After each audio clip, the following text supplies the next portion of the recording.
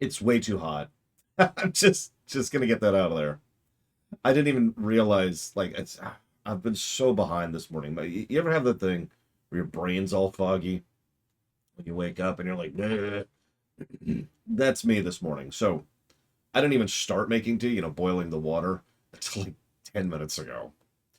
So yeah, that's extraordinarily not ready yet. That probably won't be ready for like another half hour or whatever.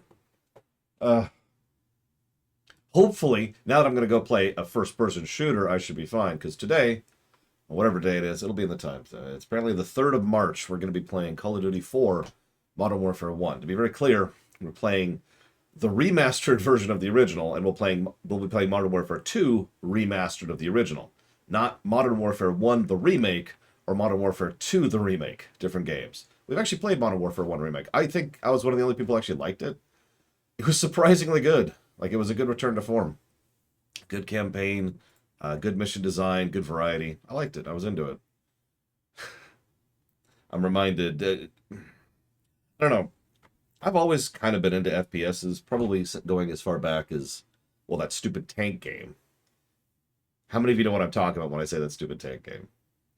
But I've also been into FPSs, especially since Wolfenstein 3D came out. That's what really got me into FPSs. And yeah, that was a minute ago. But the thing that had always irritated me is it always felt like they were just kind of meandering a little bit, right? And at the time, I didn't understand what I meant by that. It didn't really process for me why that was bothering me. Of course, the answer is because there wasn't really a story focus. Oh, there's a story to Wolfenstein 3, and there's a story to Doom. There's also a story to Super Mario Brothers, the original on the NES. All those statements are true, but you get my point. It's one of the reasons Half-Life worked so well for me, despite the fact that I'm just going to drop this little uh, unpopular opinion here.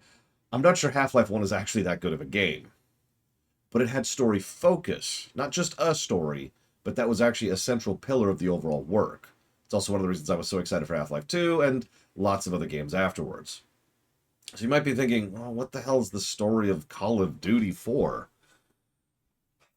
I should probably clarify something on the off chance you've never heard me talk about anything before, because when I consider story is the entire axis. All of this stuff over here, actually, I guess it's left hand, isn't it? Because left hand is story, right hand's gameplay. All this stuff over here, this is all story, right? Plot, let's see, it's plot, characterization, character growth, themes, world building, and fun. It's the 6 points of story right there. And all of this is encompassed by story.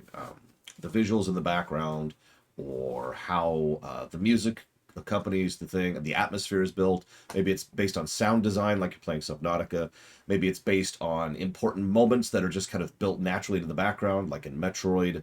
Maybe there's a lot of cutscenes, like Persona. Maybe there's a huge plot focus, like in Final Fantasy Tactics. Maybe there's a ton of character focus, like there is in A Hat in Time, or something similar, right? Like there's a lot of different ways to approach story, but story focus is something that I really crave in games. It's one of the reasons. So, for those of you not aware of how the golden number works, it was actually mentioned just last night. The golden number equally values gameplay and story. In fact, the golden number equation lowers the score. I'm saying that wrong. The final score is lowered if gameplay and story are out of balance. If there's a game with very little story but excellent gameplay, and vice versa, it's going to score much worse than a game which has down about here. Make sense? So enjoying these kind of games and having something that has a story focus just gels with me. Which brings us, of course, to Modern Warfare 1. I don't actually anticipate this game is going to score particularly well, to be completely honest with you, for what is effectively the same reason about Half-Life 1. I feel like they were mostly trying out some new ideas and some new concepts, and while it certainly made waves and is very memorable, something being memorable is not necessarily good. After all, Episode 1, The Phantom Menace, is pretty memorable. Either way, I guess I'll stop rambling here. It's past time for me to go ahead and start. So, see you in a bit.